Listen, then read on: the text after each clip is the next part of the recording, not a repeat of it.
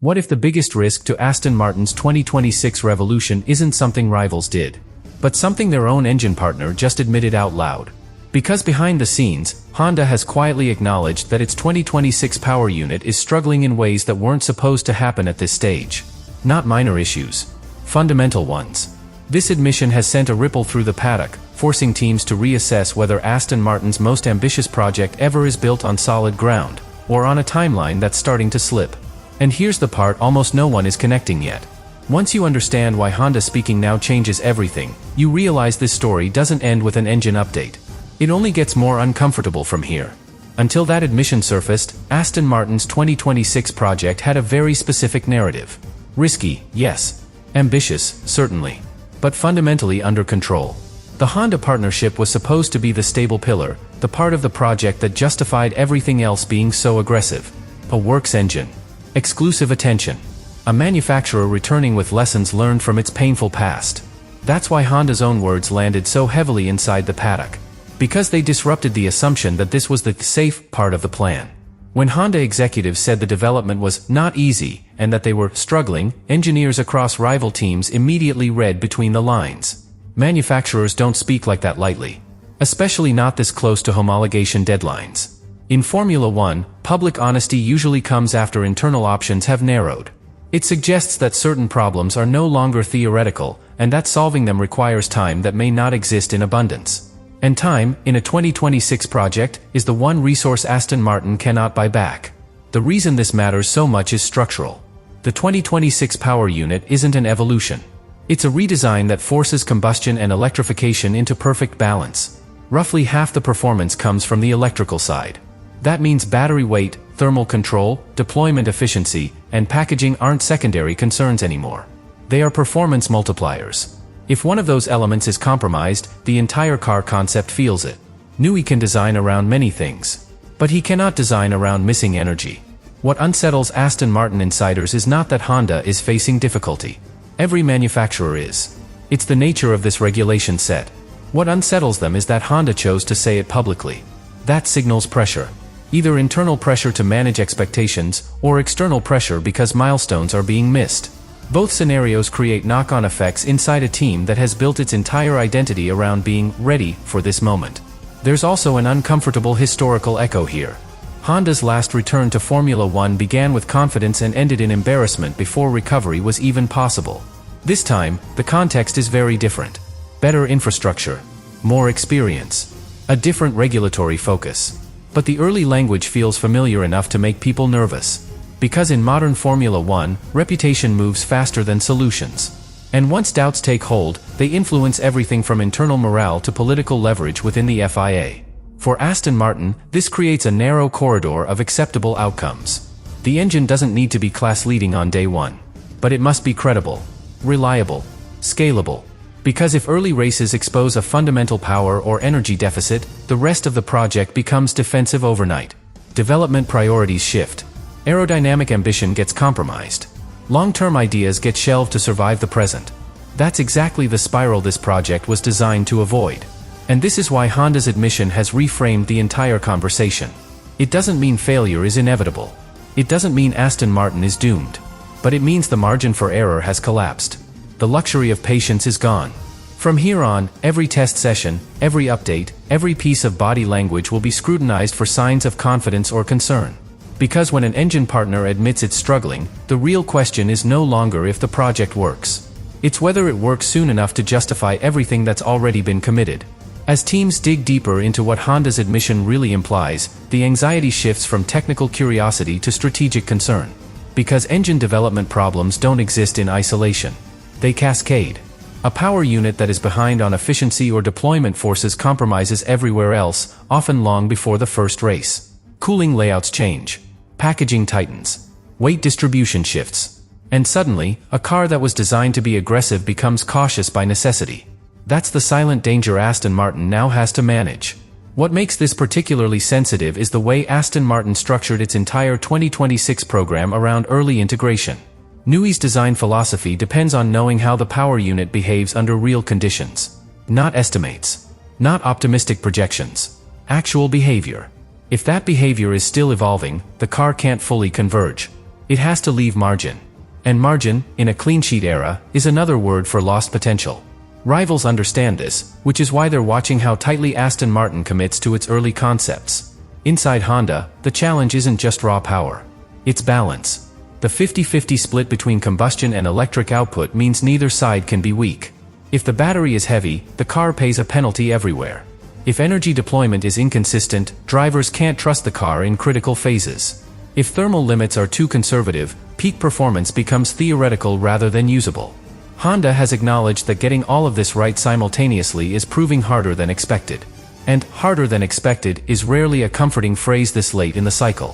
For Aston Martin, this creates an internal tension that didn't exist before. The project was built on the idea of alignment. Engine, chassis, aerodynamics, infrastructure, people. Now, one pillar is publicly admitting uncertainty. That doesn't break the structure, but it introduces stress. Decisions that once felt definitive now require caveats. Design freezes feel heavier. And every delay carries amplified consequences because there is no alternative engine waiting in the background. This is where the works partnership becomes both a strength and a vulnerability. Honda's full focus means Aston Martin gets total commitment. But it also means Aston Martin shares the risk entirely. There's no buffer. No comparison data from customer teams. No quiet benchmarking. Whatever Honda brings to the track is the reality Aston Martin must live with. And that reality will be judged immediately, whether it's ready or not. Rivals are also aware that this admission subtly shifts the political landscape. If Honda struggles persist into the season, pressure will mount on the FIA. Not necessarily for intervention, but for clarification. Energy deployment limits. Battery usage windows. Reliability allowances.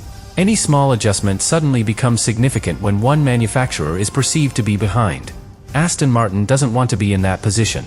Because relying on governance instead of performance is never how long-term credibility is built. And this leads to the most unresolved question of all. Can a project designed for precision adapt to uncertainty without losing its identity? Aston Martin's 2026 vision is bold precisely because it avoids half measures. But bold projects have less room to absorb delays. Honda's honesty has removed the illusion of infinite time. From this point forward, every step matters more. Every test carries more weight. And the difference between a temporary struggle and a defining weakness may come down to how quickly this partnership turns difficulty into direction. As this situation unfolds, the pressure inside Aston Martin becomes far more complex than a simple engine shortfall. Because once an engine partner admits difficulty, the question stops being technical and becomes existential. How much of the project's identity is tied to assumptions that may no longer hold? Aston Martin didn't design the AMR26 to be adaptable.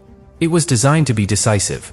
That decisiveness now faces a reality where one of its core inputs is still in flux.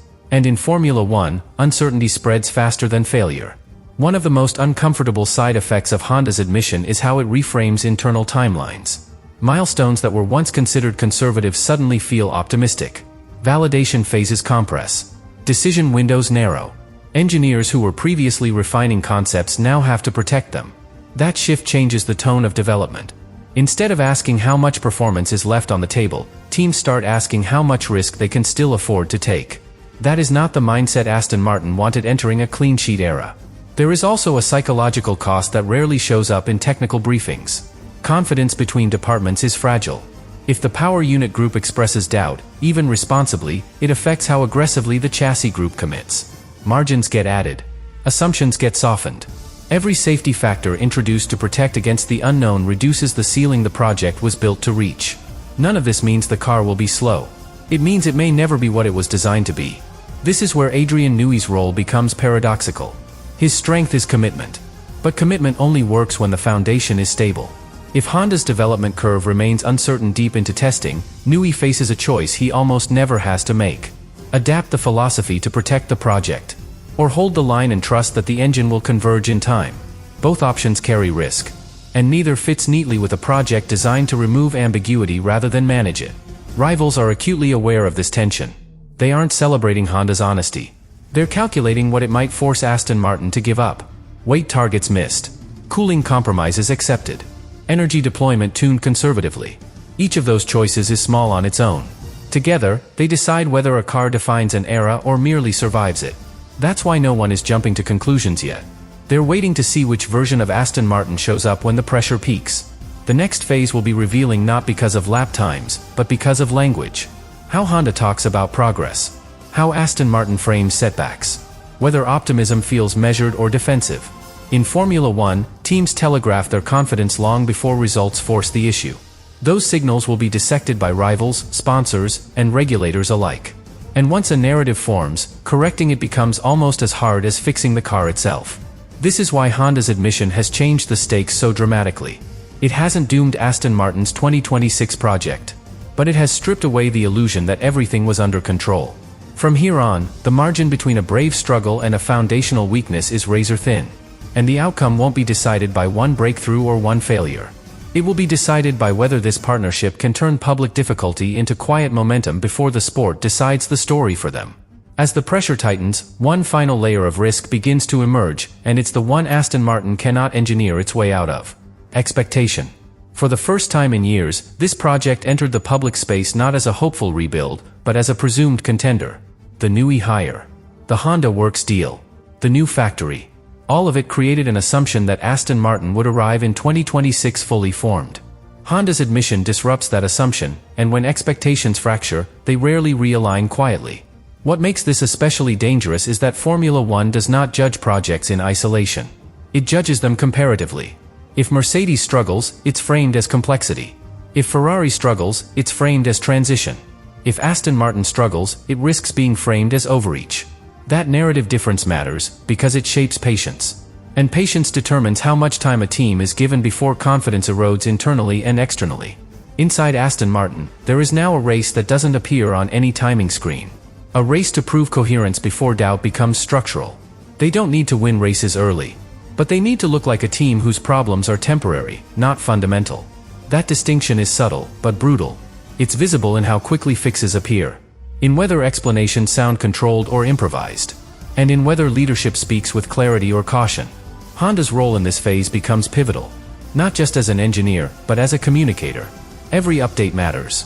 Every phrase is parsed. Progressing means something very different from understanding. In past eras, manufacturers could hide behind complexity. In 2026, transparency is unavoidable. The electrical side either delivers, or it doesn't. And when half the performance comes from that system, there is nowhere to hide weakness. This also places enormous weight on the early testing narrative. Barcelona will be private, but information never stays contained. Bahrain will be public, and perceptions will harden quickly. A few reliability runs can calm the storm. A single visible limitation can magnify it. Aston Martin's challenge is not to look perfect. It's to look believable. Because belief buys time, and time is now their most valuable currency. What makes this moment so fragile is that the project itself was designed to eliminate doubt. Everything about the new Honda era points toward certainty, authority, and long-term conviction. Honda's admission doesn't undo that vision, but it tests it. It asks whether the structure can absorb stress without losing shape. Whether ambition can coexist with vulnerability. And whether honesty now prevents disaster later, or accelerates scrutiny before solutions are ready. And this is where the story remains deliberately unfinished. Because Honda's struggle is not the end of Aston Martin's 2026 dream. It's the moment that defines how that dream is judged. If the partnership responds with progress and composure, this admission may be remembered as the turning point that strengthened the project. If not, it becomes the first crack in a narrative that was built to look unbreakable. Either way, what happens next won't just decide lap times. It will decide whether Aston Martin's most ambitious era is remembered as brave realism or ambition that arrived just slightly ahead of its foundation.